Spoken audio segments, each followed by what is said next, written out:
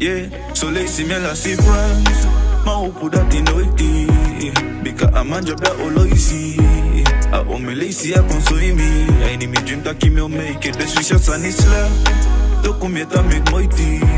Bika mi sabita kwa neji. A tiki fa oloisi. Hi guys, welkom bij deze nieuwe podcast. Ik zit op de bank in mijn nieuwe kantoor. Nieuw omdat we verhuisd zijn. Ik was in het verleden aan de Kamperfoeliestraat. Nu ben ik aan de Jasmijnstraat. Zelfde buurt, niet zo ver uit elkaar. But I found the perfect place. Ik zag altijd naar een plek waar mijn mensen, als ze naar binnen komen, they feel safe. They feel welcome. En je voelt je veilig om je open te stellen. And I found the perfect place. Na heel lang zoeken, een paar locaties hebben geprobeerd. Nu ben ik aan de Jasmijnstraat. En wie weet zie ik je ooit op mijn bank. Maar dan weet je dat ook. Ik record deze podcast op een nationale vrije dag. Ik was naar de gym met mijn trainer Sibyl. Did my workout. Came home. Did some cooking. Ate some fruit. Nu zit ik op de bank om de podcast op te nemen. En ik ga je weer het beste geven wat ik heb. Vandaag gaan we praten over pivoting. P-I-V-O-T-E-N. Pivoting. Oké, to pivot is een Engels woord. Een Nederlandse vertaling zegt simpelweg om te draaien. Hoe ga jij ermee om wanneer je in het leven moet pivoten? Wanneer je in het leven moet draaien? Wanneer wat jij dacht dat zo is, misschien niet zo is. Wanneer je op iets hebt gerekend, maar het loopt niet zoals je dacht. Wanneer je een plan voor jezelf hebt gemaakt, maar je moet je plan veranderen.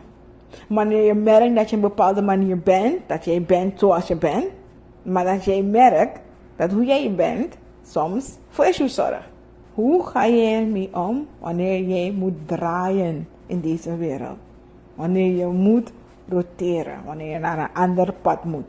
Most people, als je mens bent en een menselijk brein hebt, our brain does not love it. Ons brein is geen fan van de pad veranderen, de plan veranderen, ons ideeën veranderen. Ons brein wil de wereld begrijpen. En wanneer jij denkt dat je de wereld op een bepaalde manier begrijpt en doorhebt hoe de dingen werken, dan zegt ons primitief brein ons eigenlijk, ja, ik snap het, zo is het. Zo moet het zijn. En zodra iets gebeurt dat ons wijst dat hoe wij denken mogelijk niet klopt, dat wat jij gelooft mogelijk niet klopt, dat de plan dat jij hebt mogelijk niet de plan is die gevolgd moet worden, lijkt het een beetje alsof ons brein crasht. Our brain is like, I don't know what to do. En dan komen verschillende emoties naar boven. En wat je merkt, of wat ik merk, is dat mensen halstarrig vasthouden aan een idee, aan een plan, aan een droom, aan een relatie. Gewoon vasthouden. Omdat dit ons idee was, dit ons plan was.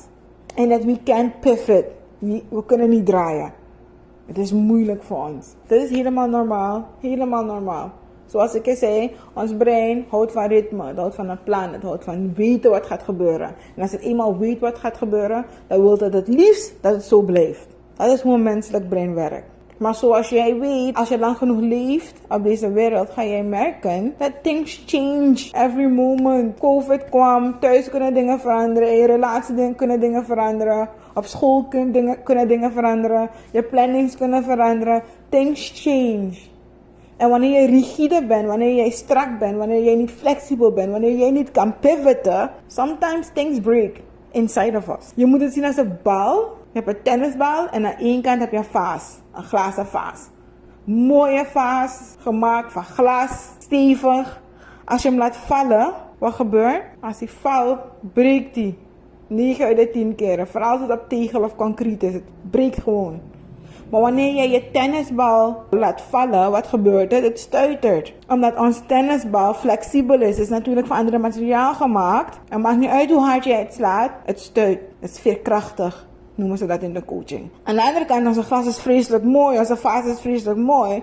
Maar when you make it fall, it breaks. Het is niet veerkrachtig. Het is strak, het is rigide. En wanneer wij in ons brein niet flexibel zijn, wanneer wij die mooie fase zijn, want we hebben een mooie idee en een mooi plan. En wanneer het anders loopt, sometimes we break. Niet letterlijk natuurlijk, maar sometimes something inside us breaks. Maar door middel van coaching, door middel van het werk dat je op jezelf doet, kun jij ervoor zorgen dat jij net als de tennisbal veerkrachtig wordt. Het is natuurlijk niet zo dat je na deze podcast al direct veerkrachtig bent. En als je heel veel research in veerkrachtigheid en de skills die je nodig hebt en de skills die je jezelf kan aanleren. Maar wat ik je eigenlijk wil wijzen, ik wil je ogen openmaken dat het leven, zoals jij zelf al weet, is full of surprises. Every time it hits you with a curveball. En als jij niet flexibel bent, it will break you. Eén manier hoe ik probeer om aan mijn flexibiliteit te werken, aan mijn veerkracht te werken, is dit idee van mezelf. Listen to me. Vaak merk ik, er was een klant op mijn bank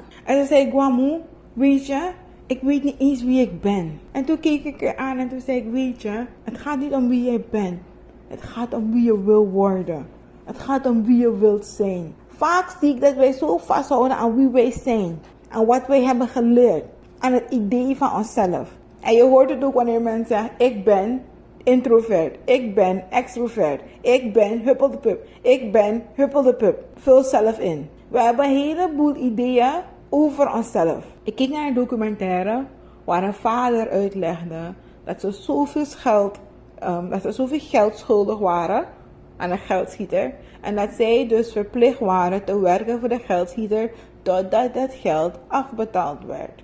Maar het is zo'n crooked systeem, zo'n gemeen systeem, dat ze eigenlijk niet eens weten hoeveel ze schuldig zijn en wanneer ze uiteindelijk zullen afbetalen. En de meeste mensen, ze blijven tot hun dood werken voor die man. En uiteindelijk hun kinderen nemen de schuld over, die schuld waarvan ze niet eens weten hoeveel het is. Op een gegeven moment zetten ze de camera bij hun zoon. Hun zoon is 8, 7. En die zoon kijkt in de camera en die zoon zegt, ja, ik heb me berust in mijn lot. We zijn arme mensen. En toen ik die zin hoorde, voelde ik het tot in mijn jeje. Omdat hij zegt, we zijn arme mensen. Zo zijn wij. En zo hebben wij een heleboel gezegdes over onszelf, over ons familie, over het gezin waarvan wij komen, over ons lichaam. Want zo zijn we. En we berusten ons in ons lot. But again, it's not about who you are. It's about who you have to become. Again, it's not about who you are. It's about who you want to become. En gewoon het idee dat je kan zeggen, zo ben ik, geeft mij eigenlijk Loki en Heiki jeuk.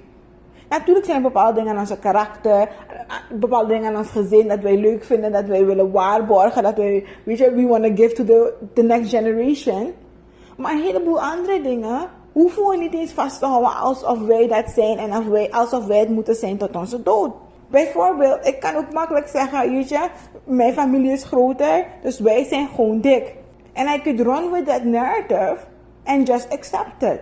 And I could run with that narrative, maar wat zou het eigenlijk voor me doen? Als je een beetje googelt, als je een beetje research, dan kan je zien, ik hoef niet zo te blijven. Ik hoef niet zo te blijven. With adequate movement, adjusting my food, kan ik mijn gewicht aanpassen. En dit probeer ik heel veel voor mezelf te doen in mijn leven. Ik ben niet verliefd op een beeld dat ik van mezelf heb in mijn hoofd. Ik ben niet verliefd op een idee van mezelf, op een idee van mijn gezin, op een idee van mijn uiterlijk. Totaal niet. I understand I can pivot anytime. Dat is een van de mooie dingen van een mens. Dat is het verschil, of een van de vele verschillen tussen een mens en een dier. We can change our mind. Animals, ze zijn wie ze zijn. Ze hebben de instincten, daarom moeten ze losgaan. Maar wij kunnen anytime ons gedachten veranderen. En ik wil je meegeven, we should actually change our minds often. And we should change our minds fast. We leven soms in een wereld waar er wordt geglorified dat als jij, dat je rigide moet zijn, je moet strak zijn, je moet die fase zijn. Ik ben zo, ik sta hiervoor, je moet een plan hebben. Nothing wrong with that. Wat ik gewoon merk is dat vele mensen op mijn bank komen wanneer het plan niet werkt. Wanneer hoe zij denken dat de wereld is, niet zo is. And then something inside them breaks. En ik wil jou dus vandaag de toestemming geven. You don't even need it. Maar af de toestemming en een reminder geven dat hoe jij bent niet is hoe jij hoeft te blijven. Who said that? Who? Niemand. Wie jij bent is niet hoe jij hoeft te blijven. Anything you see of yourself that you don't like, you can pivot. Er zijn verschillende fasen in ons leven. You can pivot. Er was een fase waar ik gewoon met mijn cruiserkop liep. Toen heb ik dreads gezet. Ik ben helemaal niet zo verliefd aan het idee van dreads. Mensen, op een gegeven moment ben je dreadhead. Mensen zeggen, hey, rasta als ik over straat ben. But if I feel like it, I cut it en ik wave tot mijn bil. If I choose to. Ik doe het niet omdat ik niet kies om het te doen. Hoe ben ik gestart met working out? Ik deed een workshop. Het drong tot me door. Hey, ik moet aan mijn gezondheid beginnen te werken. Generational wealth, mooi. Generational health, ook belangrijk. Ik moet aan mijn gezondheid werken. En I decided om mijn trainer te pakken en to work out. Dus waar ik gewoon iemand was van, oh, Gwamu beweegt niet. I decided een gym rat te worden. Oké, misschien ben ik nog geen gym rat, that's too much. I decided om naar de gym te gaan. I pivoted. Waar ik gewoon mijn cruiserkop had, I decided om een quote-unquote dreadhead te worden. And when I decide to change that, I can also do it. Soms zie ik zoveel lading, we lopen met zoveel lading, omdat jij denkt dat wie jij bent, dat jij het moet blijven. En ik wil je nog een keer zeggen, it's not about who you are, it's about who you want to be. En het leven is limitless.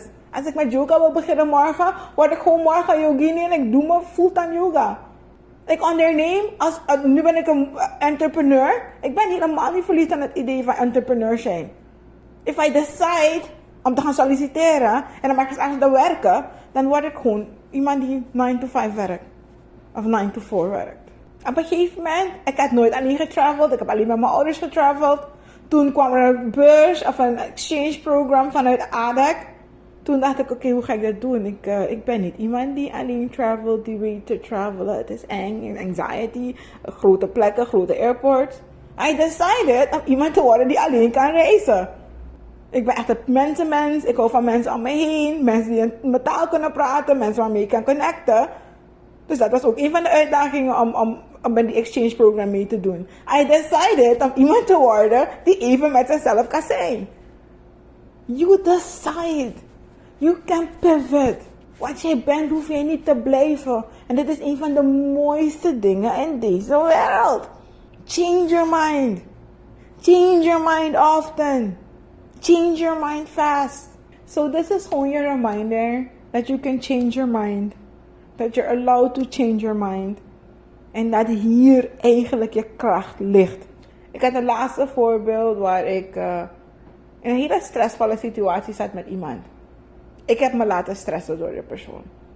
En we gingen heen en terug, heen en terug, heen en terug. En ik merkte dat ik bozer en bozer en bozer werd. Toen drong het tot me door van, hey Gwami, want zo praat ik met mezelf. Je hoeft niet hier te blijven als je het niet wilt. Hè. Het heeft wel consequenties als ik ga. Het betekent ik moet misschien dit opgeven, dat opgeven. Maar ik hoef niet hier te blijven. Just decide. Do you want to change the narrative? Do you want to leave?